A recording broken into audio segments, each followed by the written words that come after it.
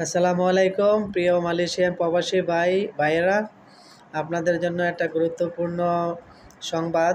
এই যে যারা কেএলএ আছেন বা কেএল এর বাইরে থেকে কেএলএ আসেন দেশে যাওয়ার জন্য টিকিট কাটার জন্য, তারা অবশ্যই কোনো রেফারেন্স বা জানা পরিচিত ট্রাভেল ছাড়া কেউই টিকিট কাটবেন না।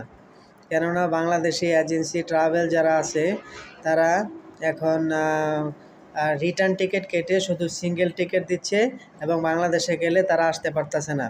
এরকম করে প্রায় 20 জনের মতো ট্রাভেল এজেন্সি টাকা নিয়ে কয়েক লাখ রিঙ্গিত নিয়ে বাইকে গেছে। তো এমতো অবস্থায় আপনারা খুবই সতর্কতার সাথে টিকিট কাটবেন।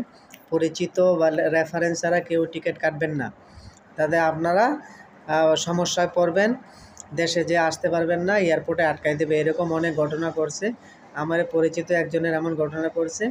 সে পুলিশ রিপোর্ট করে এখন ধরানোর জন্য ব্যবস্থা করতেছে। তো অতএব আপনারা সতর্কতার সাথে টিকিট কাটবেন এবং জানাশোনা লোক ছাড়া টিকিট কাটবেন না। বা অনলাইনেও টিকিট কাটতে পারেন সব এয়ারলাইন্সের। কোনো লোকের মাধ্যমে লোকাল বা কোনো ফ্রেন্ড থাকলে অনলাইনে টিকিট কাটবেন এবং টিকিট কাটার পরে আপনারা এই ট্রাভেলস এজেন্সি না থাকলেও আপনারা যোগাযোগ করতে পারবেন এয়ারলাইন্স অফিসে ফোন দিয়ে। গুগলে সার্চ দিবেন, সার্চ দিয়ে এয়ারলাইন্স অফিসের নাম্বার নিয়ে ফোন দিবেন, টিকিট নাম্বার বলবেন, ওনারা বলে দেবো আপনার টিকিট কি কনফার্ম হয়েছে নাকি ক্যান্সেলেশন আছে না কী অবস্থায় আছে। তো অতএব গুরুত্ব সহকারে এই ইনফরমেশনটা আপনাদের বন্ধুদেরকে জানাই দেবেন যে এই ধরনের ঘটনা মালয়েশিয়ায় ঘটতেছে। এখন বাঙালি এজেন্সিরা এভাবে টাকা নিয়ে ভাগা যাইতেছে টিকিটের মাধ্যমে, ফেক টিকিট দিয়ে। আপনাদের অনেক ধন্যবাদ ভিডিও দেখার জন্য। আল্লাহ হাফেজ।